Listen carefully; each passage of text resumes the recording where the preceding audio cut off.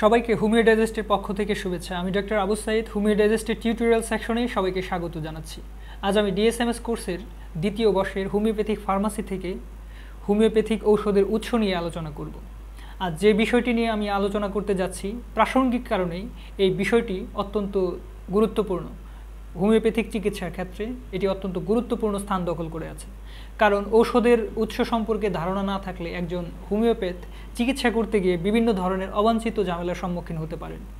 কোন ঔষধগুলো কী ধরনের উৎস থেকে সংগ্রহ করা হয়েছে সেই সম্পর্কে একটি স্বচ্ছ ধারণা প্রত্যেক চিকিৎসকেরই থাকা প্রয়োজন, কারণ উৎসভেদে এক এক ঔষধ এক এক ক্ষেত্রে এক এক ধরনের আচরণ প্রদর্শন করে থাকে।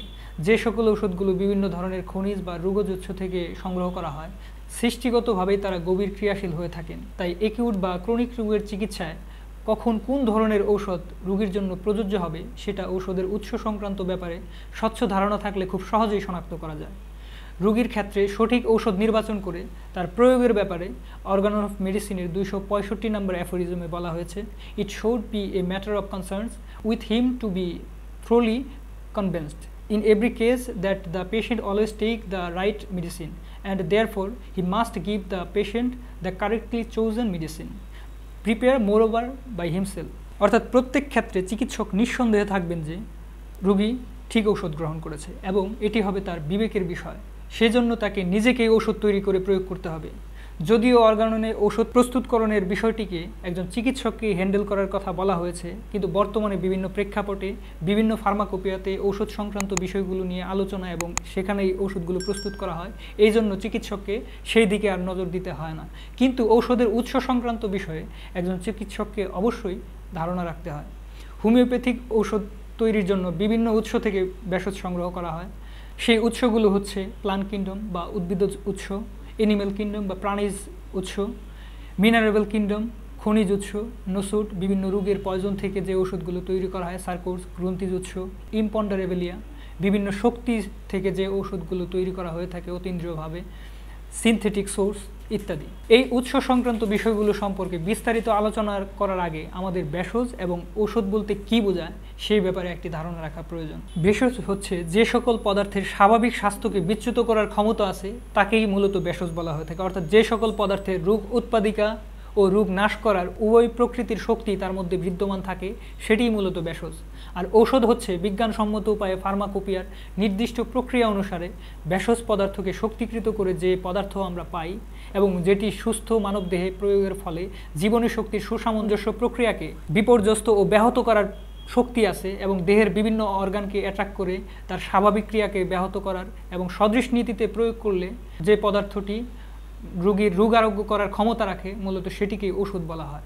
হোমিওপ্যাথিক ঔষধের সাথে এলোপ্যাথিক ঔষধের বিভিন্ন দিক থেকে বিভিন্ন আঙ্গিকে তফাৎ রয়েছে। যে তফাৎগুলো রয়েছে সেই বিষয়গুলো নিয়ে এখন আমি আলোচনা করব। কি কি দিক থেকে কি কি আঙ্গিকে হোমিওপ্যাথিক এবং এলোপ্যাথিক ঔষধের মধ্যে পার্থক্য রয়েছে। যেমন হোমিওপ্যাথিক ঔষধগুলো পটেন্টাইজেশন প্রক্রিয়ার মাধ্যমে শক্তিকৃত করে একই সময়ে একটি মাত্র ঔষধ সূক্ষ্ম মাত্রায় মানবদেহে প্রয়োগ করে এর কার্যকারী ক্ষমতা সম্পর্কে ধারণা লাভ করা হয়েছে, যেটি অত্যন্ত বিজ্ঞানসম্মত ও বাস্তবভিত্তিক একটি প্রক্রিয়া। মানুষের ভাইটাল ফোর্স কোনো অতীন্দ্রিয় বিরুদ্ধ শক্তির দ্বারা আক্রান্ত হওয়ার ফলে রোগের সৃষ্টি হয়, আর হোমিওপ্যাথিক ঔষধগুলো শক্তিকৃত হয় এটা সরাসরি শক্তি স্তরে কাজ করে। তাই হোমিওপ্যাথিক ঔষধ প্রয়োগের ফলে যে আরোগ্য আসে তা হয় অত্যন্ত স্থায়ী, অর্থাৎ পরবর্তীতে সেই রোগটা আর ফিরে আসে না, স্থায়ীভাবে সে আরোগ্য লাভ করে। অপরদিকে on the other hand allopathic ঔষধগুলো বিভিন্ন রাসায়নিক পদার্থকে স্থূলমাত্রায় বিভিন্ন প্রাণীর দেহে প্রয়োগ করে এর কার্যকারী ক্ষমতা সম্পর্কে ধারণা লাভ করা হয়েছে এবং পূর্বে থেকে চলে আসা বিভিন্ন ধরনের অনুমান আন্দাজের উপর ভিত্তি করে যে মতবাদগুলো প্রতিষ্ঠিত রয়েছে সেই মতবাদগুলোর উপর ভিত্তি করে ঔষধের কার্যকরী ক্ষমতা সম্পর্কে ধারণা লাভ করা হয়েছে। এলোপ্যাথিক ঔষধগুলো স্থূল পদার্থের হওয়ায় এগুলো প্রয়োগ করার ফলে দেহের শক্তি স্তরে এটি কাজ করতে পারে না। যেহেতু মানুষের রোগের উৎপত্তিটার শক্তি স্তরে তার ভাইটাল ফোর্সে, সেহেতু রোগকে পুরোপুরিভাবে নির্মূল করতে হলে ওষুধকে সেই ভাইটাল ফোর্সে গিয়ে কাজ করতে হয়, কিন্তু এলোপ্যাথিক ঔষধগুলো এই ক্ষেত্রে ব্যর্থ হওয়ায় সেই কাজটি সে করতে পারে না।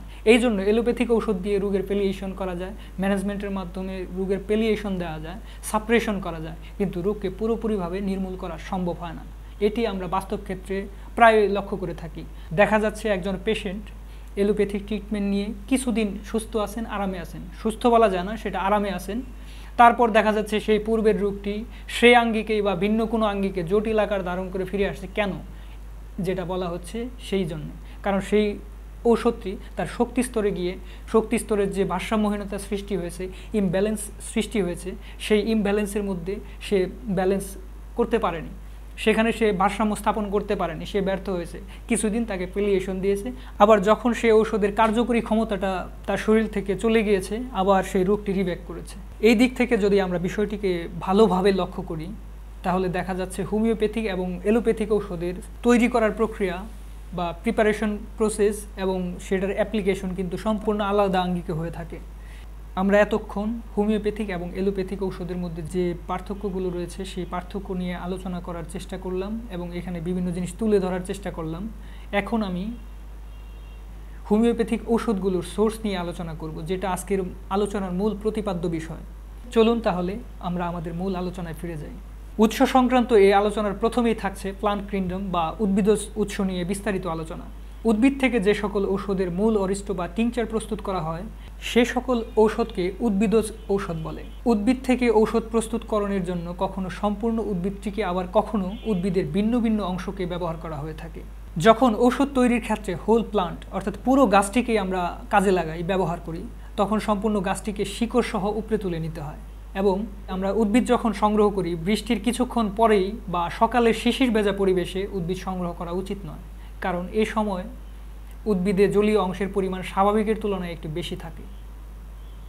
যেহেতু স্বাভাবিকের তুলনায় এখানে জলীয় অংশ বেশি থাকছে, সেহেতু তার উপাদানগত একটা ইমব্যালেন্সি এখানে থাকে, ভারসাম্যহীনতা থাকে।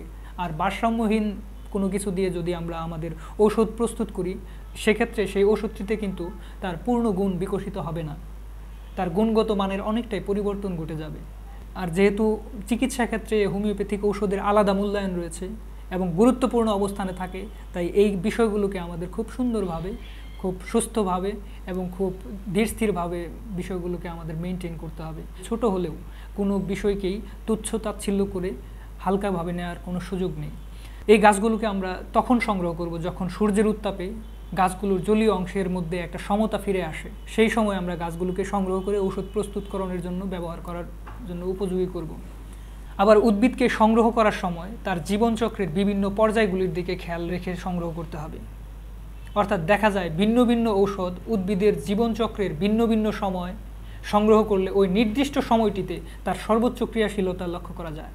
এখানে তার জীবনচক্রের এই ভিন্ন ভিন্ন স্টেজগুলো কেন আমরা মেনে চলব?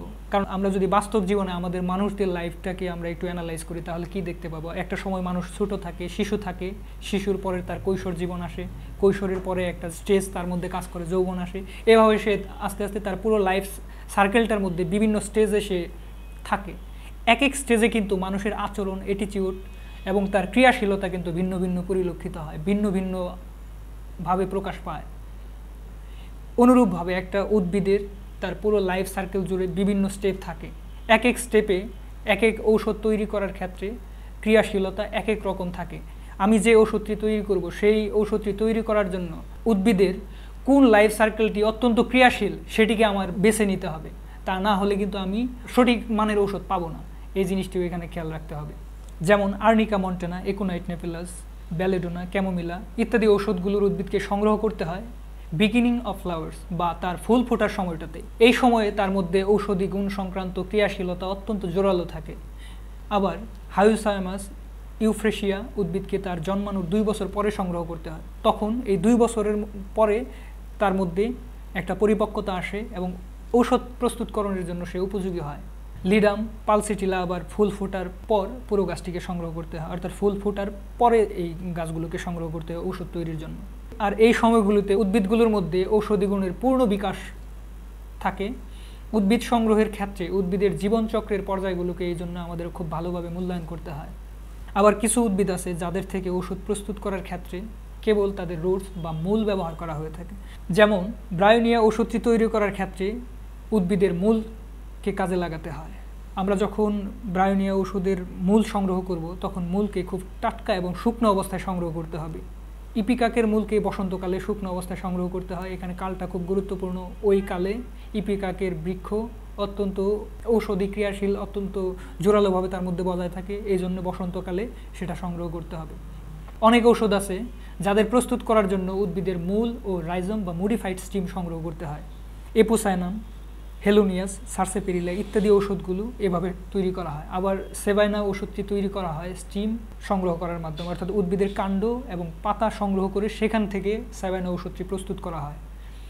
রাইজোম বা মডিফাইড স্টিম যখন অনুকূল পরিবেশে অগ্রমুকুলের সাহায্যে বাহিরে বের হয়ে শাখা, পাতা ও ফুল উৎপন্ন করে, তখন অনেক ঔষধ তৈরির ক্ষেত্রে এই মডিফাইড স্টিমকে ব্যবহার করা হয়। যেমন কোলোফাইলাম, জেলসেমিয়াম, হেলিবুরাস ইত্যাদি ঔষধগুলো এই রাইজোম থেকে তৈরি হয়ে থাকে। অনেক ঔষধ আছে যাদের প্রস্তুত করার জন্য শুধুই পাতা ব্যবহার করা হয়ে থাকে। ঔষধ প্রস্তুতের জন্য উদ্ভিদের পাতা ব্যবহার করতে হলে পাতাকে ভালোভাবে বিকশিত হওয়ার একটা সময় দিতে হয়, একটা পরিপক্ক হওয়ার একটা সময় দিতে হয়।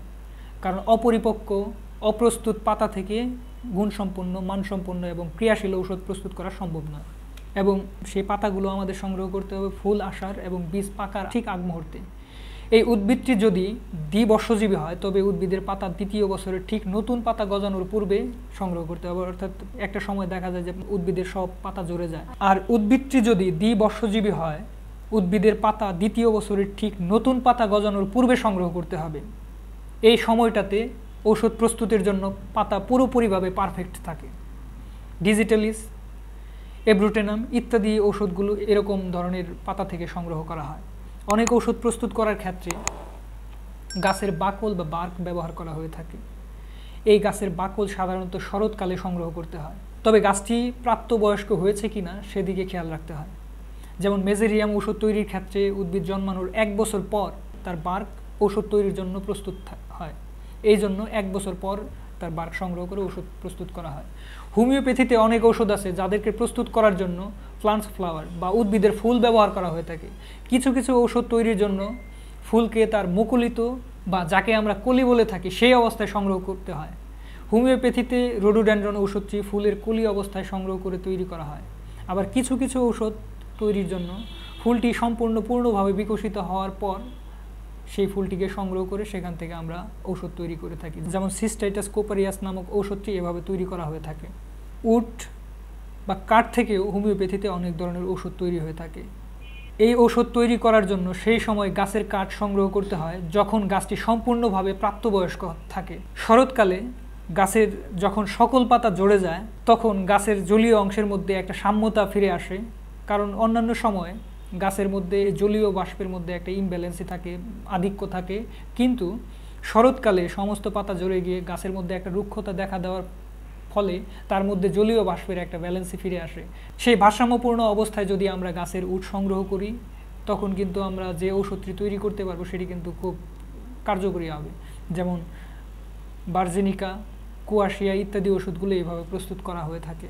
অনেক ওষুধ আছে যাদের গাছের ফ্লুটস থেকে সংগ্রহ করা হয়, অর্থাৎ ফল থেকে সংগ্রহ করা হয়। একটি বৃক্ষের বা গাছের বা উদ্ভিদের পরিপক্ক ডিম্বাশয়কে ফল বলে, এটা আমরা জানি।